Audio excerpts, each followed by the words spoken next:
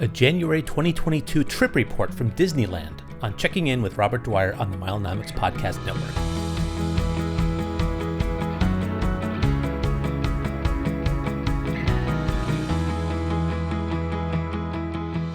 Hello, I am here today with a voice that's very familiar to subscribers, the man, the myth, the legend, Sam from Milenomics. Welcome to Checking In. Thanks, Robert. Really nice to be on this show. It feels like a different space, even though it's very, very similar voice. Oh, it's going to be very uncomfortable. No, just kidding. We've been talking back and forth the past couple of days. A very ironic circumstance occurred here. I had a trip planned to Disneyland this weekend that we canceled, and you're going to Disneyland. What is up with that? Yeah, I didn't even realize that was the weekend that you were supposed to be out here until you mentioned it. And maybe I would have tempered some of my initial discussion with you, or I would have eased into it a little more. So sorry about that. I didn't realize that you had this loss that I was jumping on, kind of. I enjoy living, dunking on it, yes, Disney, and you're like, whoa. It's so easy for me to go. There's just 20 minutes away, don't you know? I think that plays into a little bit that it's so close, and we'll get into that. But before we get too Disney specific or lose any listeners that are interested in Disney only, we're going to talk about, I hope, just the general concept of doing a vacation that is something that my perception is everybody knows more about it than I do. And I'm somewhat lukewarm about it. And for me, I'm a big Disney guy. Maybe that could be downhill skiing. You know, if somebody wanted to describe to me all the ins and outs of how to maximize an experience taking your kids downhill skiing at some location, I'd be like, just the fact that we're having this conversation makes me feel like it's something that I don't want to do. And the more you give me specific guidance, the less I want to do it. So if you're trying to encourage me that this is a good way to spend vacation with my family, you're turning me off with all these crazy tips. Where are you on that spectrum in terms of Genie Plus and mobile ordering and standby lines versus lightning lane, all this stuff? I mean, how are you feeling about the trip going into? You're going there later today. You're going to the park tomorrow. How are you feeling right now? I am cautiously optimistic, which I think is just kind of my default. I think we should set the stage, Robert. I live close to Disneyland. I live in Southern California. It's been 5 or more years since I was last there because so much of it destroyed me the last time I was there, Robert. That's a we long are time. Anti-line. I know, it really is. And how old are your kids? Here. I mean, that's important too, right? I mean, you live close and you got kids. I've got 2 kids, 7 and 2, and but really, the last time we went there, it just destroyed us. The lines were so long, and there was no real pattern to how to get to things, and you're relying on third-party apps at that time to get wait times and try and figure out where to go. And my daughter was very young at the time, and she had the infamous, we now speak of it as the Toontown meltdown, and she just didn't want to leave. And we had a hotel, and we did all the things right. We took a nap and everything, but at the end of the day, it just chewed us up. And it's telling that it took us this long to come back, but it was very spur of the moment type decision. Friday, my wife says in a text message, "What do you think about going to Disney on Monday?" And I went, "All right." I mean, we've had a crazy couple weeks out here, and so it's not something that I wanted to say no to. I want to say yes. I want to say yes to more things, and maybe I think, Robert, all of the knowledge that I've absorbed over the time of listening to you on Disney podcasts and Joe on Disney podcasts, and not to say that I've spent much time listening to that, but just like being adjacent to some of the discussions and also being, inquiring what's changed. Like I'm always wanting to know what's changed. So I have friends who have Magic Key passes and they'll tell me about the reservation system, and friends who went and told me how terrible the food situation was. So I have some knowledge, but I don't want to say like I stayed at a Holiday Inn last night, but in the last 24 hours, I feel like I've refined that knowledge enough to have a fun day tomorrow. So I've spent about 24 hours catching up on everything that's changed in the last 5 years at Disneyland. Sounds easy, right?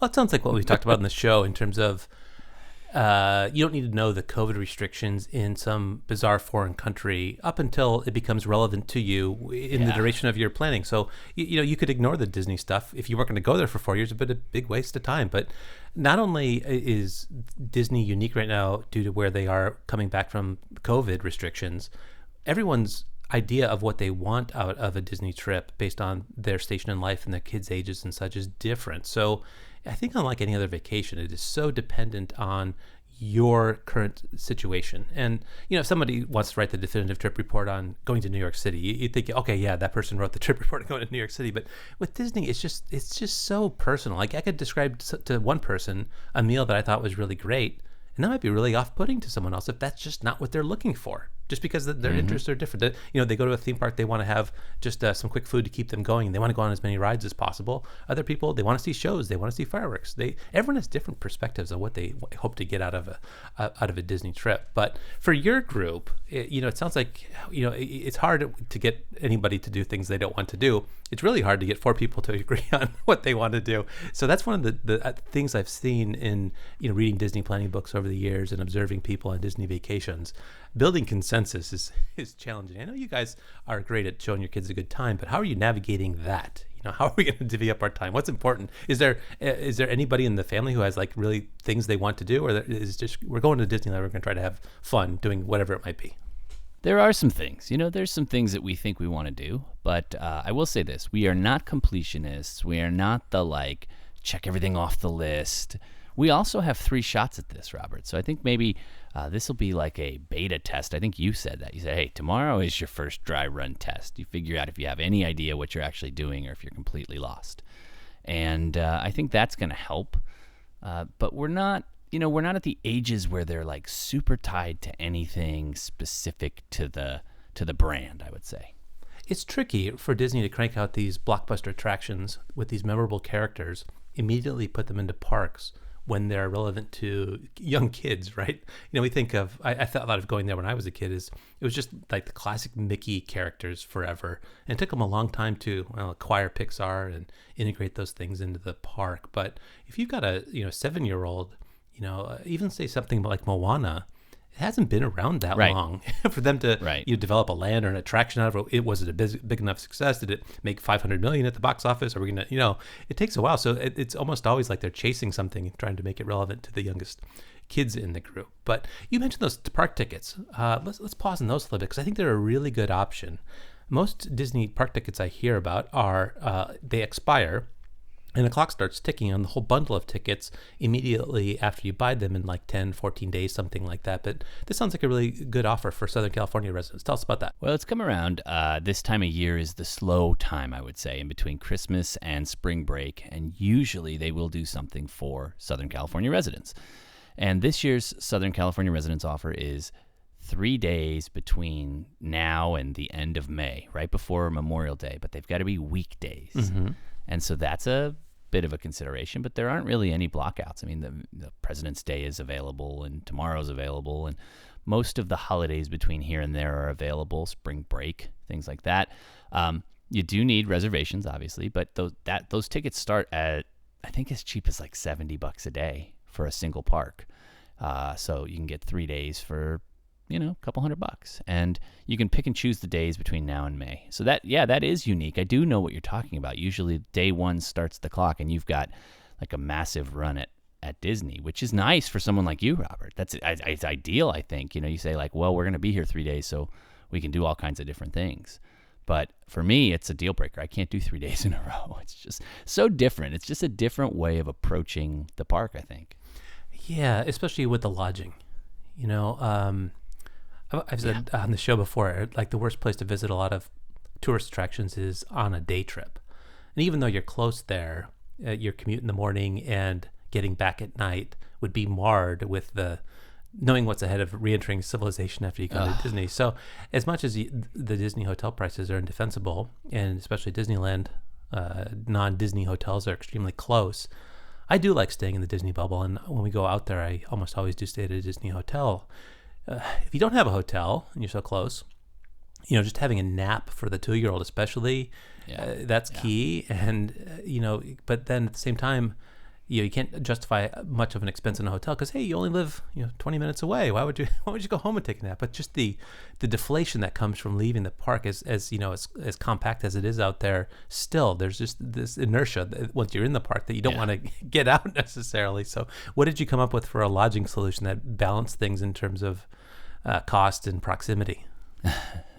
Yeah, it's a great point. When it's a single day trip, I think it's almost harder even if you were going to like say, yes, we are going to get a hotel, but it's a weekday, it's a single day, you know, the constraints and specifications here become layered upon layered upon layered. But if you had a single night hotel stay, would you stay the night before?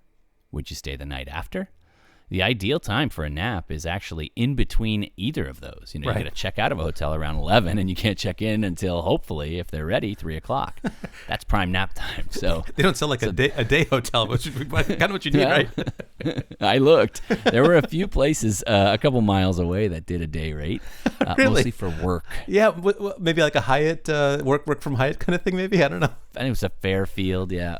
And I looked at all of the options. I mean, we started talking about Disney hotels, saying, you know, it'd be really nice to be on property. But the idea of 2 nights, and one of them being a night where we all have school and work the next day, so that's completely, we're not going to be there. Yeah. It quickly became like, even if money was not an option, it feels so wasteful. But you know, and then, you know, temper that with the prices of a Disneyland hotel right now. So I started looking at alternative options, and I started really keying in on the time of day that I needed. That's when I found those day rate rooms at places. And Robert, you know, we've spent so many hours talking on this show about Hilton certificates and all these nights we have and all of that, and it didn't help me, because the one specific thing I needed was I needed a room between the hours of checkout and check-in in general. Mm-hmm. And there is no way to do that. Diamond guarantee, none of it. None of it's going to help me with that period of time. But you know what did help me was, and it was completely unknown that I would use this, but American Express Fine Hotels and Resorts, Robert. Wow. Guarantees 4 p.m. late checkout at a fine hotel and resort. And I said, that is the key. And then I started working backwards from there, saying, if I can get a 4 p.m. late checkout, how close to the place I want to be at the park can I get? And I can get across the street. Now, that's not close enough. I'm sure we're going to talk about that. And I'm sure when I come back, I'm going to go, yeah, it really wasn't. And I've got ideas to temper that a little bit too. But the Westin Anaheim is relatively new. I think it's under a year old. And it's an Amex Fine Hotel and Resort, which means, one of those platinum $200 credits that I thought I'd never use, I could use on this, Robert.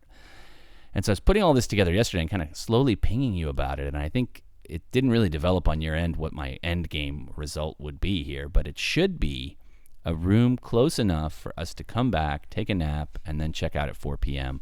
or before then when the nap is over for only a one-night stay. And I think that would be a win, or should be a win, and I hope these aren't famous last words when we check back in. But ideally, I think that's going to help us extend the day and not have that inertia that you're talking about. I think that's a brilliant solution. I love it. I mean, you maybe had some trepidation. Would they really give you a no friction 4 p.m. checkout? If that works out, that really is ideal, because did you mention the price of it? I think you said it was around $300, right? And so you $350 all in, yeah. But $200 back, that really takes a good bite out of that to be able to use that benefit, which you probably weren't going to use anyways.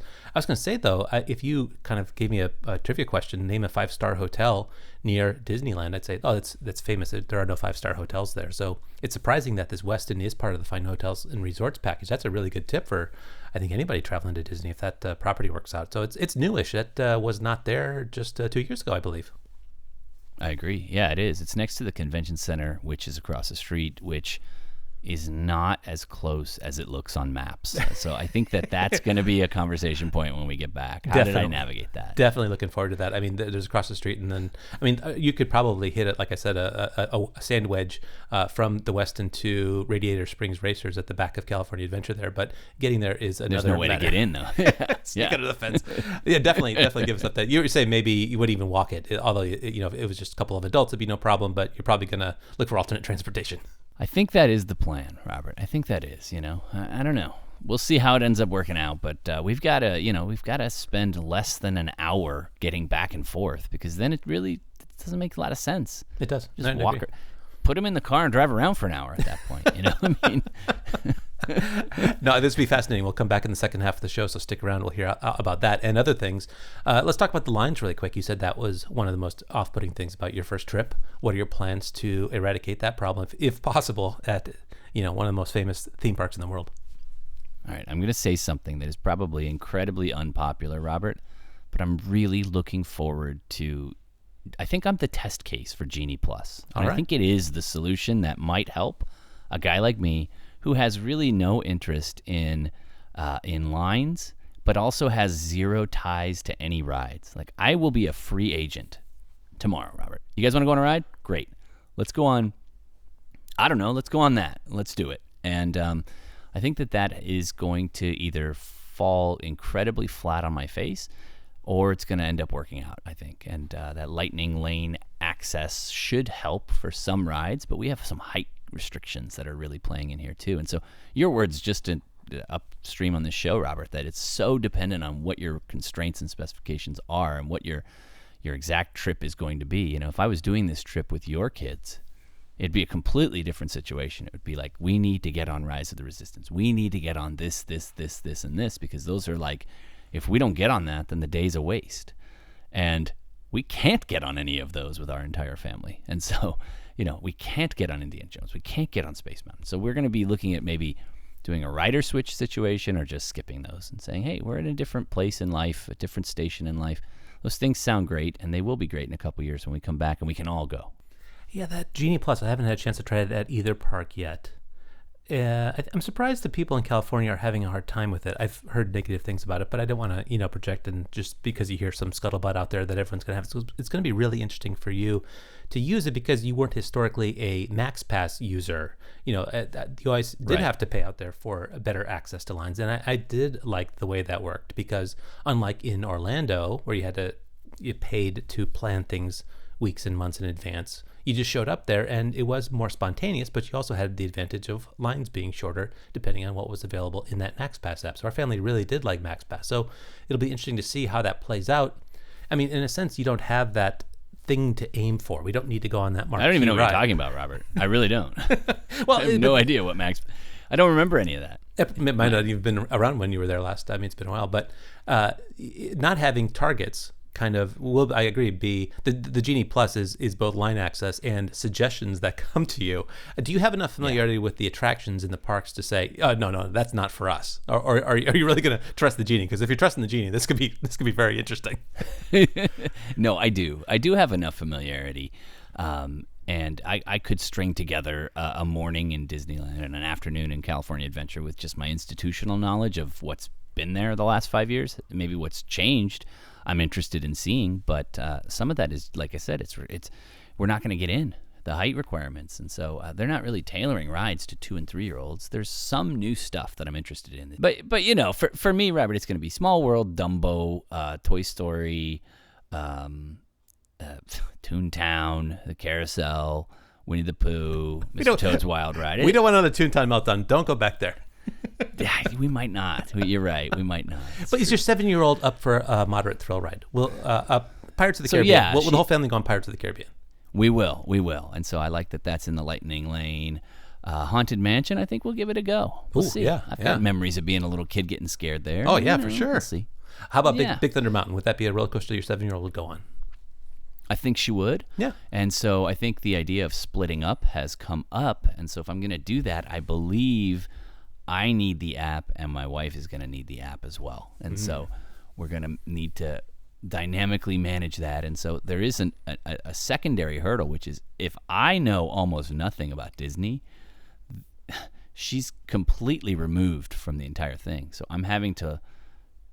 the number of questions I'm asking and trying to make some decisions, around the food situation, especially, Robert. And I don't know if you want to talk about that today a little bit and then recap it later, but I'm just peppering her with so many questions. She kind of is like, all right, we just want to go now, so stop asking questions and we'll figure it out. But that's the thing that has us the most nervous, the food. I think there really is a tendency for one person in the family to be the planner. And that's when it works best. If someone is really good at it and then everybody else just falls in line. They like a leader. In your case, you're like both kind of half interested, like we're going to go have a good time, but you're doing some poking around, so you're asking a lot of questions, and you both just want to go and have a good time. But that's a great segue. I think the number one concern at theme parks is lines. Number two is food, and I think the perception is that food at theme parks used to be just hot dogs and popcorn and such. It's a little bit different these days, but at the same time, if you're a real exotic eater, you have tastes that are indulged with the incredible options that you have in Southern California. Things are a little bit mundane still. Still a lot of burgers and just kind of basic fare and things like that. So you're being challenged to make reservations to get some food that you might not even be that excited about, right? I mean, it's, as much as there's interesting options there, we're not. There's not infinite options, right? So how are you navigating that? And I think the real thing that would be scary to me is if you had to rely on the technology of mobile order, even for something as simple as walking up and getting, some teriyaki skewers at some place in Adventureland or something like that. That seems really off-putting. Yeah. How do you handle that? Well, I have friends that was a deal breaker. They said we had to leave because the next available pizza was 2 hours away. That's unacceptable. And it was like we had unacceptable. Yeah. And so I don't exactly know what's going on with that. I think what's going on is there are no actual lines. Everything's in the app. And with kids the age that I have, I don't want anything to change. There's enough that's already to chance, but anything that I can nail down, I'd rather nail it down. So I did make a lunch reservation. And again, I'm not really excited about it, but it's on the books, and it's somewhere where we can walk in and say, this is my time. We're in a little bit of a crunch. Can you bring these things? And we got to go. Or we can sit down and relax and take our... I'm nervous of finding a place to sit down and eat even, Robert. Yeah. So I've got that. I've got a dinner reservation at the Tiki Bar that you told me to go to. And both of those are flexible. I'm continuing to check for options. I'm a day out. And I think you had said 60 days out this stuff opens up. So I'm either collecting scraps as people cancel, or maybe just going to have to roll the dice and see what's available tomorrow and let my reservation go. Whatever. That happens, that happens. Yeah, I think the game's a little different at Disney World versus Disneyland on a number of ways in food. But yeah, especially one thing that is common is that 24 hours before you have an opportunity to cancel without penalty. And so you see people bogarting a bunch of reservations, and then they decide what they actually want to do the day before. And so you're, in a sense, actually kind of looking at a good time. Maybe you have a hard time getting the most in-demand restaurants, but you didn't fret about this for 2 months, constantly improving your lie by one little bit. This is, in a sense, a day before, one of the best days to pick up reservations at either park. So hope you can pick up some good ones, and just keep improving it when you have a chance to look at it up until the rest of the day. But yeah, you need to be traveling over there, so we got to get you out of here. I think that covers it as much as we can. We could talk for hours about this, and we won't belabor the point, but I think it's going to be fascinating because in just a couple of minutes, we're going to come back and you'll have experienced this as close to real time as we can get, and we'll give people the story on how the hotel worked, how the transportation worked, how the lines worked, and how the food looked. I'm looking so forward to it. I wish your whole family a great time. Try not to stress out, even though I'm running out of breath here. I'm so excited for you, but really, I want you to have a good time because I want you to enjoy the rest of this, and I think could be a really nice part about living in Southern California when your kids are growing up. Yeah, I appreciate that, Robert. Yeah, thanks a lot. Hey, we're going to travel through time. That's pretty cool, actually. All right, back in 1 second.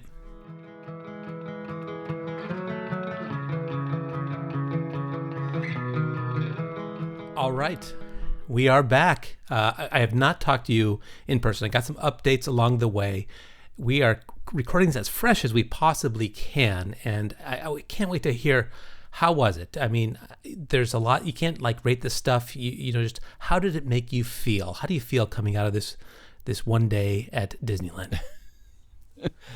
It was fine. It went well. There were some tremendous stumbles, I would say, and there were some really, really high highlights. And can I get mired in just looking at the negative? Sure, I could, but I really think I want to take away from it the positive. The positive. I listened back to our earlier conversation this morning, and I was saying we hate lines, we hate crowds, we hate all these things, and that wasn't what tripped us up. Crowds or people or any of that. Lines. We were able to craft a day, Robert, where we got on, I'm going to say 8 rides, and they were all rides that we were interested in going on in one way or another. And the longest we waited in a line was like 5 or 10 minutes. And I think that was a tremendous success because any single 40-minute line could have just destroyed our day. Even those 5 or 10-minute lines were starting to get a little bit testy with some situations where the kids were maybe a little tired or hungry. And I have to hand it to anyone who can stand in a 40 or 50-minute line. Big Thunder Mountain, 50 minutes. I went and looked at the line and I was like, that is a scene that I am not ready for ever, I don't think. Well, I've heard, one of my favorite Disney podcasts is the Disney Dish podcast with Jim Hill, and that is from the guy at Len Testa who does touring plans. Fantastic podcast out there. And they say that the index Disney shoots for is 10. They find that if people can have 10 attractions in a day, they're going to be happy with their day overall. But, and we'll get into it later, I bet, Genie Plus, wants to get you to do things even if it's not the thing that you want to do. So I would say doing 8 of the things that you want to do, I could see my way to being a success. And if you were really 5 to 10 minutes, that's fantastic. It sounds like Genie Plus worked out. It absolutely did, Robert. I mean, there's some more, there's important numbers to qualify that with here, Robert. And that the number one thing I think to mention is, we were only inside the parks physically for a little over 5 hours. I tracked it all. I said, okay, we got there right after they opened, something like 9:20. We left around 12:40 to go take our nap. We had eaten lunch as well, so I don't know if you count the lunch part of being in the park as in the park, but we had 2 hours of rides plus an hour of lunch. Then we took a nap, and then we let Genie Plus do some stuff while I was taking a nap. I put in some requests and things like that. We got back to the park about 3 and to get in and do all that stuff, and then we had to leave about 5:30 to go make our dinner reservations, and we never made it back. So we were only there out of the 11 hours they were open, under half of the time they were open. It really is a long day with young kids. I mean, you need a lot of adrenaline and stamina to make it there from park opening to park closed. And it's something that I even with older kids, I don't think we've ever achieved, because we just you don't want to. I mean, even as a grown-up. No, yeah. I was kind of comparing notes with you as we went about the day here. I went ran some errands, went to the grocery store, and I was tired. I just wanted some downtime after that. And I'm like, if you're paying this money, you want to be in the parks, you want to maximize and get all the rides. It's not a day that's typical for anyone. I don't think the amount of walking, the stimulation that's going on, the kind of adversity you have to overcome to have a good day there. It's a whole different skill set, physically and mentally. Physically, yeah. Because the majority of our time was spent walking from one attraction to another. The distances, okay, I'm going to sound like crazy when you have someone that goes to Disney World a lot, but Robert, the distances are not small. They're not insignificant, I would say. Maybe they are small in comparison to places in other theme parks, but the distance is not insignificant. We're walking from Small World, which is way at the back, all the way to Guardians of the Galaxy. That's 5,000 steps. It's a mile. With 2 kids, a mile might as well be a marathon at some point. And they've made the park bigger over the years. I remember, right. Say we're at the Grand California and we just want to shoot over to Galaxy's Edge. Well, that's, beyond where the park even used to extend it to before. So, there's 2 parks now. There's, from the back of the park to the other back of the park. Yeah, no, even as spoiled as you are in terms of things being compact there, that distance could be significant. And the mental deflation that occurs when you leave the park. It's hard to get back. I know we're going to get into that, but that's a very real thing. Keeping everybody in the group's emotions high and invested in the situation is non-trivial. But I don't want to get too far ahead. I'm interested in this hotel. That was the thing we kicked it all off with, because that was very pivotal to getting there early the night before. You discovered this Amex Fine Hotels and Resorts rate. This could be a really good option for somebody, I think, that doesn't mind staying close to the resort, but at a hotel where they can do this Amex Fine Hotels and Resorts, or just use Marriott points to stay there. How did the hotel work out, all things considered? The hotel worked out great. In fact, I was reflecting on it at the end of the day with my wife. I think I was a little harder on the hotel than she was. And so her experience, I think, is more important than mine. And she said she really loved that hotel enough that she thought it was the highlight of the trip. Whoa. Yeah. I think that might have to do with the fact that at the hotel, their whole job is to remove any stress you might have, and all the stress that came outside of the hotel. And so it was a smooth check-in process. And one of the big things I want to mention, Robert, though, is I do not know what this hotel will be like on a regular day. They were maybe 10% occupied. Very, very low occupancy rates. If I wanted to, I could put together a brochure that looked like their brochure just with my photos of all the places that I took a photo of, because there's no people anywhere. And I love that. And we love that. So it's a hotel that felt like it was your own hotel. And that can't be good for them long term. They have some staffing issues that they've mentioned. In talking with staff, you're just saying like, hey, when is it busy? And they're like, oh, well, hold on. We don't want it to be busy. So I was saying that they're hiring. They're hiring all positions. They've got flyers everywhere, and they need help, and they need people. And when summer comes, if they don't have that, Robert, this could be bad. It could be a really, really stressed, overtaxed hotel. But right now, it's wonderful. Do you think it was low occupancy because they were capping it, because they didn't have enough staff, or was it there's just not the demand there right now? No, I think it's just there's not the demand. But really weird conversations where they're like, yeah, summers here are crazy. And I went, summers? You guys have only been open since June. What do you mean? Like, what summers? Yeah. Don't you mean summer? And then, so I have a feeling, because there used to be a hotel there, I have a feeling some of the staff maybe is held on from the old hotel to this new hotel. And they are using their institutional experience of that location. And if that's true, and people say, hey, this is the location, I don't care what the hotel is, I'm going to stay there because the location is good. And they could have a wave of people coming in the summer, and they could not have enough people for it. I mean, we ate dinner at the restaurant. We were the only people in the whole restaurant for an hour and a half, Robert. And that's not good on a night where everyone should be maybe filing back in from Disney and want to eat dinner. Yeah. That's bad. Yeah. So was it a teardown of what hotel was previously there, or was it a remodel? I do believe it was a teardown. They mentioned that they orchestrated it to look like an orchard, and did it feel brand new? It did. Everything felt brand new. It didn't feel like a remodel. Yeah. So to the point where like it's maybe too modern in some respects, right? There's no light switches. Everything's touch, and in the middle of the night in a dark room with dark touch light switches that aren't lit up, you're fumbling. You're like, what do I, and you're only there one day. We can't figure it all out. And, interesting. But I'm being too negative, Robert. Okay. So let's just go through it, right? You get there, you check in. With this Fine Hotels and Resorts rate, you could check in as early as 12 o'clock.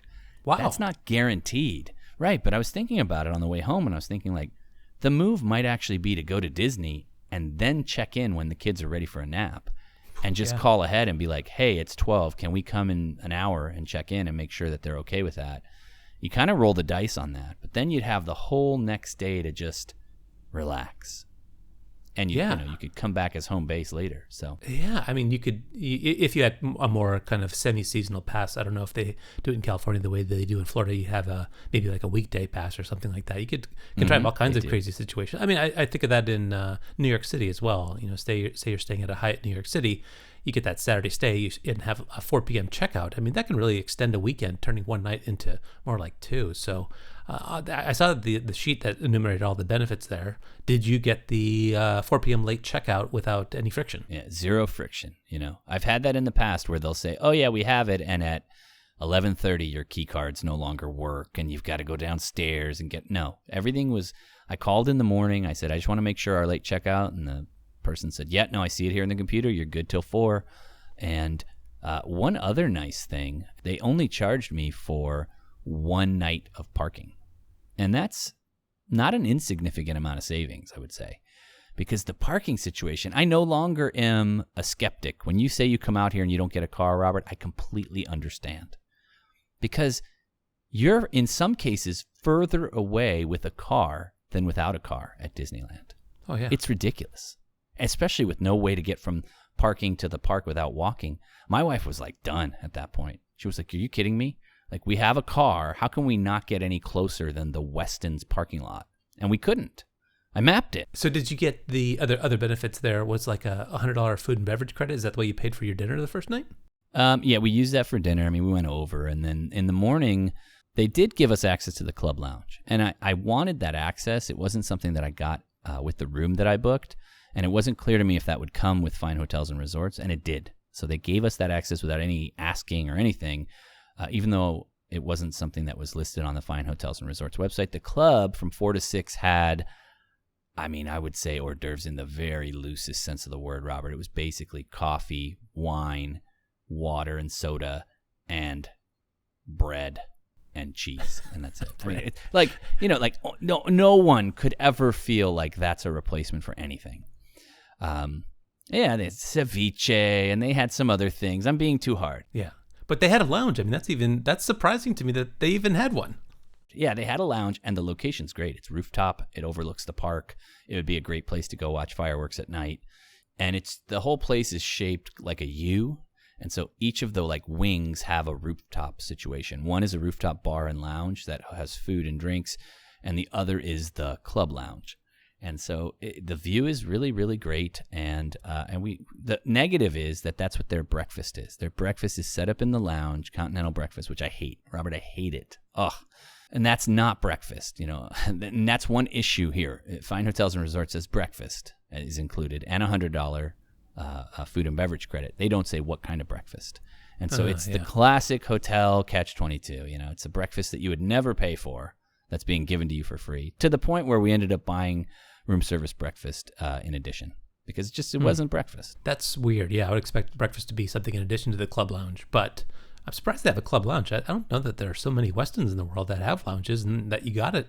That's, like some of these stays I'll do at Hyatt. I was like, man, in hindsight, I got the free parking and this upgrade and the breakfast and and it really starts to add up. And I think you really created don't want to you overuse the phrase, but a be your own elite kind of situation there. That's fantastic. That's a lot of value for the money you spent there, and you get the $200 back. How does that work? Did you? I've never used that benefit on the Amex cards yet. Does that come off at the time of booking, or is it a rebate we're waiting for here in the next few days? We're definitely waiting for it, and the terms and conditions are so dense, Robert. I think it's coming. I hope it's coming. I know that at the very last step, when I picked to book with a platinum card, it said you will receive $200 because you're using this platinum card. That's fantastic. I guess the other big thing, and any Disney hotel has to be viewed through the lens of its relationship to the park and the distance in getting there. What was that like? We looked on the map. We said if you could get under the fence there, you'd be in the park in no time. But you have to get around to one of the two entrances, the west side or east side, or I forget what the directions are. But it's a distance. So you said you might have a solution for that. What did you end up doing? I'll take the first part of that question first. I would say we did have to walk once, and it's not a wonderful walk. I will say that. And depending on where you say Disneyland starts and where Google says Disneyland starts, it's either a 10-minute walk or a 25-minute walk. And the reason is you can get to the west entrance, which is basically the entrance to downtown Disney, in about 10 minutes. It's not that bad. Yeah. But from there to the gate of Disneyland, it's awful. Right? It's really, really far. And this is one of those points where it all went downhill. We wanted to take the monorail. We said, hey, this will cut a bunch of our time out of getting to Trader Sam's at the end of the day. Yeah, it really should. Yeah. Like a genius, right? Yeah, we're right here. The monorail's right here. Let's do it. So we get the strollers up there and we do all the stuff we need to do. And oh no, we have to re-energize the line, sir. There's an issue. It could be 10 minutes. It could be 15 minutes. And it's like it punches you in the gut because you're like, dude, I just got all the way up here. There's no sign downstairs that says this is going on. And now I got to walk all the way to Trader Sam's. And I'm not saying that that's a huge walk in comparison to some places, but there's no alternative, Robert. You know what I mean? Like there's no alternative to a 20-minute walk at the end of the day when you're hungry. And that was the end of the day. That would have been a great use of the monorail. I totally agree, and I've been snookered by that as well. Like, oh, it doesn't run when the fireworks are going. I was like, oh, that's exactly what we were thinking. Sneak back during the time, and then that is a long walk when you were expecting to be zoomed across the the resort in the transportation mode of the future. So, bummer. That would have zipped you right over there. But gosh, yeah, you're right. That is a long distance.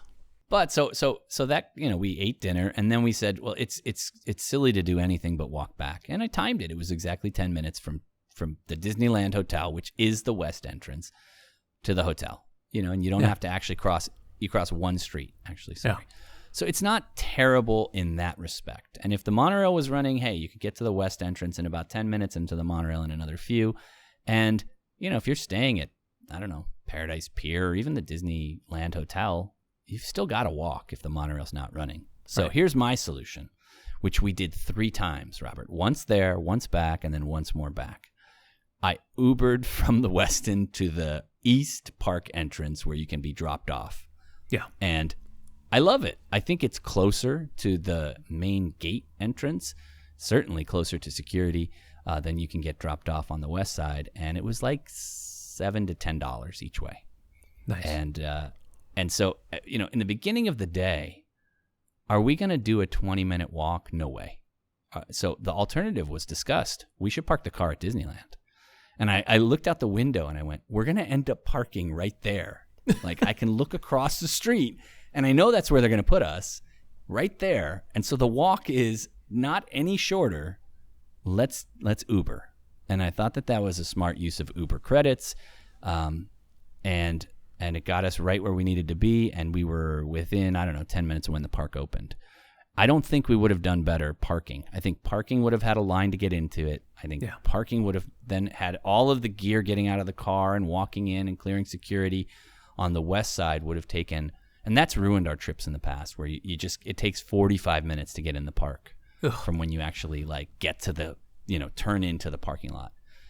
So I don't have a solution for a future trip if I'm not staying at that hotel, but it's got me wondering, like, I don't know how to avoid those parking lots because that sounds like a really bad scene right now. Yeah, no, I like the Uber solution. Just super direct if they're coming in a reasonably quick amount of time. And well, we had one that wasn't, Robert. And they were sending this Uber from like Costa Mesa to pick us up in Anaheim and take us for $9 to the drop off. I don't understand why they would take the fare, but it was that classic Uber situation because we need a Uber XL because there's 4 of us.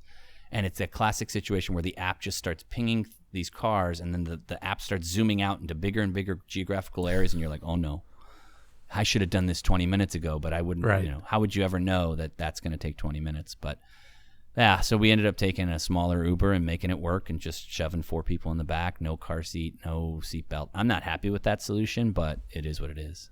Yeah, it's a short trip, and not so nervous about that. But I hate it. Yeah, when you think like, oh, it'll be 5 minutes until it shows up, and then it's 20, and then that really, once again, kind of deflates everybody, and you sit around waiting, and everyone's excited to go. Before we get into the rides and the food, which I think the lines and the food were the next big concerns. What was the kids' disposition on? Were they loving the rides and they wanted to go on more and more rides? So if you were not going on rides, were they cranky, or what was their disposition about the whole thing? About midway through the day. Yeah, there was a really weird dynamic as far as the ages, where my 7-year-old wanted to go on everything and really became like a daredevil through the day, and my 2-year-old was scared of everything. I mean, down to the smallest rides. Yeah. So. And it was he's just overwhelmed. He's just, and it's too loud. I sent you this message, Robert, but the speakers on the animatronics and everything, it needs to be dialed back down. It's too loud, and he would just cover his ears at one point, and I would too. I'd be like, "This is too loud. I don't like this." So, yeah. What rides in particular did you get that notion? Toy Story Blasters ride and Monsters Inc. and Little Mermaid. He's just too loud. And Little Mermaid, there's not a single issue with the ride that would scare him. He's just too much noise. So you never know what's going to get you in terms of the kids and their preferences as they age. It's everyone is different. Like you could have exact same aged kids and it's going to be a completely different playbook depending on what it is. So you got to roll with that. So your 7-year-old was enthusiastic about things though. And did you get to go on some thrill rides that she enjoyed? I thought it's line time. You said you got down to 5-10 minutes. How'd you pull that out? That you did the Genie Plus? Are there still virtual queues, lightning lanes for those uninitiated? You were coming in with a little bit of knowledge, but explain to us how things are going this week at Disney because you're the expert on it. You were there just yesterday. I'm not going to be that guy who's like, I know it all because I went once. I thought there were virtual queues. Apparently, they're not doing that right now, and so. There are a few rides that are the extra, the Lightning Lane extra. You got to pay $20 or $15 to go on Spider-Man or Rise of the Resistance. And I was fine with that. I said, if it comes down to it and we need to do that, we'll do that. We didn't even make it to Star Wars Land or whatever. I never set foot in there because there wasn't enough time. There were other things that were taking our attention, and we have 2 more trips. And so the Genie part of Genie Plus, I don't know what that is, Robert, other than maybe it tells you how long the lines are and it gives you some suggestions. Genie would say, like, the line is unusually short for this ride. It's 30 minutes, and it's normally an hour. It might as well be 10 hours. I'm not standing in a 30-minute line with 2 kids. So I don't know how effective the regular Genie is.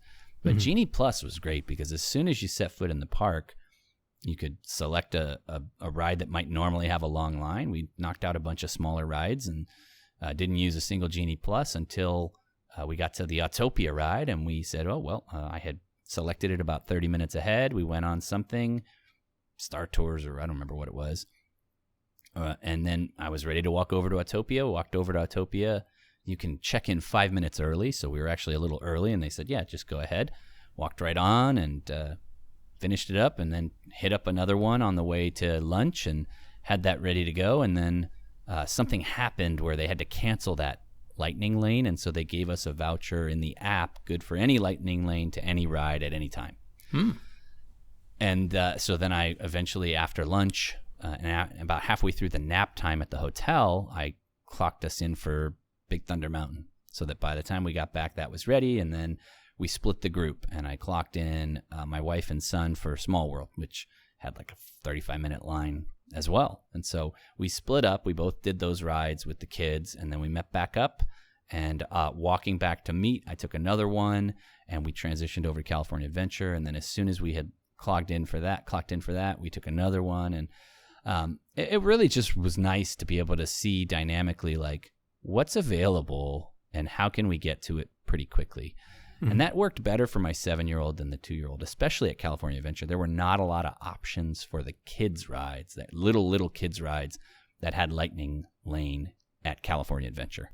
On the other side, at Disney, it seemed like you had some opportunity. Autopia, Small World, some of those rides that are all ages and pretty much all heights were available. And so we split up again at California Adventure, and my wife wasn't using Lightning Lane. She was just looking for short lines, and that maybe was a regular Genie situation. And then we met back up and walked back over to Disneyland and found some short lines and just had a good day. I mean, it was a good day of not waiting in lines, Robert, I would say. And my daughter had so much fun on some of the bigger rides that we challenged her with. So now when we go back, she and I have a game plan of what we're going to do ride-wise. So in that respect, it's laid some good foundation, I'd say. Yeah. Well, Genie Plus is it $20 a day per person? Is that right? Is that the price for it? I believe so, yeah. And it includes PhotoPass, which I thought was poorly represented. You know, in the past, when we had annual passes, that included that as well. And they were at like a lot of the key locations, you know, overlooking the Ferris wheel at California Adventure and where the giant pumpkin or the Christmas tree would be right on the other side of Main Street at Disneyland. And then throughout the park, you'd see them. I didn't see very many photographers. In fact, I only got one photo taken that went into my PhotoPass. So it seemed like it's really the Lightning Lane access. But yeah, $20. And you pay that when? The day of? Well in advance, as soon as you have park tickets? Or when do you buy that? I think you can buy it at any time. We bought it attached to the tickets. So as soon as we put the tickets into the app, it logged us in and had all that linked in. And the app is trash. I mean, it's buggy and it's crashing. And for some reason, it thought we were in one park and we're in the other, and you had to switch it over. And I did not enjoy how much time you had to spend looking at the app. You know, for something that says it's going to like plan your day and make it stress-free, I'm constantly looking in the app. Everything's in the app. Right? You check into the restaurant in the app. You do everything in the app. So it's too much. And I don't know how your phone is supposed to last all day in that situation if you don't have a good way to charge it back up. That's a good point. Even the best phone, if you're sitting on it for like 3.5, 4 hours, right, you're going to be in trouble. That's a good point. The Genie Plus, was that $20 per person per day, so times 3 for you guys, or 4? Like the little one doesn't need it, right? Does the little one even need a park ticket? I guess not, and so then you don't need Genie Plus. Yeah, and they seemed pretty loose on that. You know, it's just like, oh, here's our 3, and you either show it to them and they scan on their little portable phone, or they have a little scanner where they scan your phone, and he would just walk in with us, and they'd say, oh yeah, go ahead. Or mom and him would go, and they'd just scan one phone, and they'd walk in. So cool. Well, so then that's $60 a day, and I think well worth it. And depending on how you split up in the future, you would do it again. It would have been a terrible day without it. Yeah, without it, Robert, forget it. I mean, the day, maybe it would have worked out, but there's certainly no way we would have ended up on some of those rides that had 50, 90, 100-minute waits. We wouldn't have been on them. Yeah. And we could have done a lot more, but we really were like constrained by my 2-year-old who can't do, you know, almost anything height-wise. So fun day, though. Well, let's talk about the food then. So the concerns of the food were, I think the worst case scenario was that you wouldn't have a dining reservation, and then you were counting on mobile ordering that you would normally just get in line for, but it is mobile ordering only. I guess there's, in my mind, maybe 3 different types of dining experiences at a Disney park. You've got like a popcorn stand or a guy selling churros or pretzels. That's the one kind of thing, just a cart you walk up to. And those, you don't need a mobile order, right? They still have lines and you just get them like normal, right? Yeah, the popcorn, the hot dogs, yeah, those are still just normal. Okay. And so then I guess we call them counter service restaurants. Those are all mobile order now, or are they? Did you do any counter service restaurants? I didn't, but judging by the way that the signs are up and the fact that there's no lines anywhere, those are all order in the app. Even Dole Whip. Oh, that's a weird one, right? That's kind of in between, right? So, did you even try to like order anything, like to say like come back 2 hours? That would be the big annoying thing. Like, oh yeah, I'll go for a Dole Whip, and it doesn't come back and get 2 hours from now. Yeah, being a beta test, I did look at it, and there certainly were food options that when it became lunchtime, and it's really weird, Robert. It's not lunchtime, and all of a sudden you start looking around and people are like dashing for tables and stuff, and it's lunchtime all of a sudden. When it became lunchtime, you could still get food that said like now to 15 minutes from now, but you're like limited in your choices. It's kind of the Uber equivalent of... It really is, yeah. You're like, okay, well, we're here, and that place is next to Space Mountain, and it's food we don't want to eat, but that's what's available now. And that's terrible, but the place that's right next to you has availability 20 to 25 minutes from now. And so, 20 to 25 minutes is not terrible, and it's all perspective, Robert. Had you waited in a line for 10 minutes to order and then waited another 10 or 15 minutes for the food to be ready, you'd wait the same amount of time. But it just feels weird because there's all of the, like, the mechanics of if there would be a line. There's the zigzag where you would normally line up to order food, and all of that is there. It's just completely empty.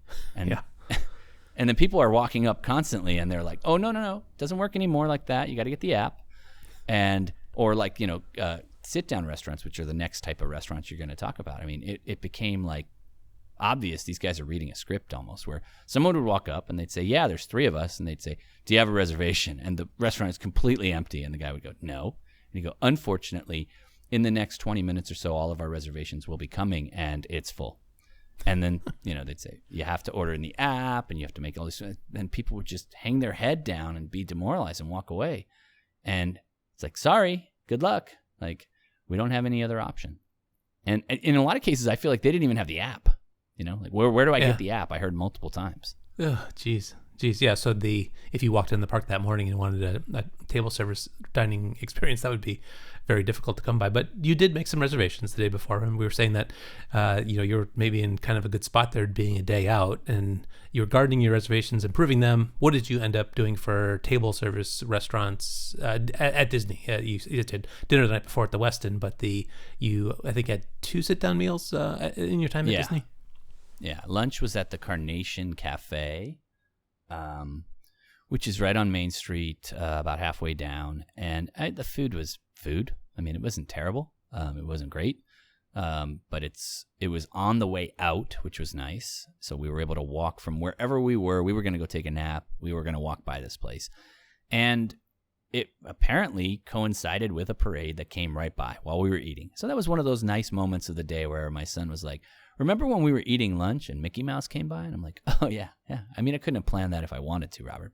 So that was nice. And, I'm really glad we had it, because the alternative, like I said, it would have been the kids picking between really bad options and somebody being upset that they didn't want pizza or whatever, and waiting a while and then trying to find a table. And so it was nice to have a spot that was ours. Walk in, show them the app dings and says your table's ready, and they walk you right over to the table. Very low friction. Right in the park, right on Main Street. Cool. I always say the ambiance is what you're going for there a lot of times at Disney dining experiences. And so, you can't go to a restaurant outside of Disney and see a Disney parade. So, that's good happenstance entertainment, pleasant environment. How was the weather, by the way, when you were there? Did it, the sun come out? It looked like a little rainy in the morning. It was rainy in the morning. And it was raining again just as we sat down at Trader Sam's, which was not good. After everything that happened, and it was raining, and they went, "Oh, well, we don't have anything that's not under the rain." And that was not good. But other than that, and it's Southern California rain, it lasted 5 minutes each time. Yeah. But, you don't know if it's going to last 5 minutes or not. So Weather was good. But yeah, like I mentioned, we had to make it down to Trader Sam's, which it was far. I mean, it was a long walk. You've mentioned that. Yeah, the other options were all in downtown Disney, and so they would have been equally upsetting, I think. The goal, I think, and it unfortunately had to walk right by, a lot of other options on the way out to get there, and you have to walk through security, and I think that was a big killer for us too. It's like, well, I'm not going back through security, even though it only takes a minute or two. That was the inertia that we talked about, and I realized it as soon as we walked out that gate. I go, that's it, we're done. Yeah, I was thinking that time of day, dinner would be the last thing you do, no matter where you were. The park closed at 8:00, and you were sitting down for dinner at 5:30ish, and so 6. Yeah, but we had that use anywhere lightning lane. Oh, that went to waste? Yeah, it went to waste. Oh no! No! Yeah, but what were we gonna do with it? Nothing really. So. But on Trader Sam's, it's one of my favorites at both Disney World and Disneyland. But I'd never seen reservations available for that before. And I actually pinged Leslie from Trips with Tykes and Disney Deciphered on, is that a seat inside or outside? Because to me, the upside in that is being inside, but then some people are uncomfortable with that in the time of COVID. Like, I've never gone to that restaurant and sat outside. All the upside of that restaurant is the crazy things that happen inside, technology wise, and noise and stuff like that. So, is that what was going on in there? Yeah, that's like the whole thing, right? So, but did they ask you whether they wanted to sit inside or outside, or what did your reservation get you? Well, I think you got to be 21 to sit inside, right? I'm not sure. No. Maybe at a certain time you do, but you take the whole family in there until it's like nighttime, which I think 6:00 you would have been more like dinner time, as opposed to like, I think maybe 9 or 10 at night turns into more of a bar thing. But gotcha. Did they ask you? They just sat you outside? I mean, you have to do all that in the app, and so it says, do you want first available, inside, outside? And I went first available. I'm not playing around. Gotcha. The whole thing was a mess because Trader Sam's is on one side, and there's some kind of like order window for something. I don't know what it's called. I'm sure everybody that's listening is laughing because they know what it's called. But they used one hostess stand for both. And so if you were going to just grab and go, I don't know what happened. But the signage was terrible to the point where, like, I'm waiting in that line, and people are like, oh, you're in the wrong line. This is the grab and go line. That's somewhere on the other side. So I get out of line. I walk over there. They got a sign that says, see the hostess. There's no hostess. It was really annoying after all that stuff. And then, so I get back in the line for grab and go, and then I get to the front, and I go, is this the line for Trader Sam's? She goes, yeah, we're using one line right now. I don't know why. And I went, okay, fine, but I already checked in. She goes, yeah, no, this is still the line. And then, it's raining. They're sitting us down. They go, this is your table. And it's like soaking wet. And we're like, geez. Okay, so this is our table. What else do you have for us? Nothing. Nope. Maybe if you have 30 minutes, we could wait and get you a table somewhere else. And I go, well, in 30 minutes, the rain's going to stop. So forget it. Let's just sit here. And then as soon as we sit down, they open the hostess stand that nobody was at. And so the whole thing was, the monorail and this and that. It was a really bad end to the day. But that was my bad end to the day. The kids didn't care. They loved it. And the freaking drink with the cinnamon powder that pops in the air, and the food was really good, and the kids had a great time. And I shook it all off, but I was like, oh, I should have worked harder to get a reservation in the park, but there was nothing, there's nothing. And so that was just, the alternative was we could have just left and eaten at any restaurant in Southern California, probably around the same amount of time, Had we decided not to try to make it back into Disney, not to try to get one more ride and go on a monorail, we could have cut at 5:30, walked over to the Westin, been in the car at 5:50, and gone to eat at 6:10 anywhere we wanted to. And so we did all this other stuff. We spun our wheels in order to eat this meal, and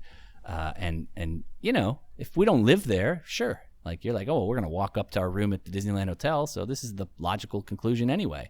Yeah. But for us, it was just one of many possible ends to the day, and hindsight's 2020. It's so crazy. I'm willing to get on an airplane and fly my family cross country, and Trader Sam's is always part of the experience. And you're painting a very different picture of it. It's like we said at the top. I'm dunking on your favorite places. Yeah, I know, Robert. Well, what was interesting too. I mean, even the fact that there was reservations there was something that was new to me. Previously, it had always been kind of find your own table kind of thing. So I like that there was a reservation, but I didn't want to have it be ambiguous of whether you're seated inside or outside. So I love that kind of perspective on things are constantly changing, and your experience was different there. That's a great way to tie it off, Robert, because there is this is probably known in the Disney community, but it's not known by me. There's tremendous large amounts of dated information out there that is written as if it is like the law at Disney.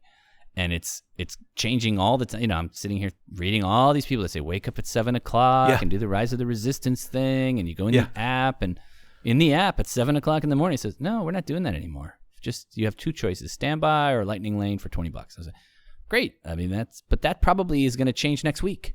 Who knows? I mean, I don't know, but you got to just assume everything is like maybe not the latest info and get out there and try it. Well, you know what's crazy?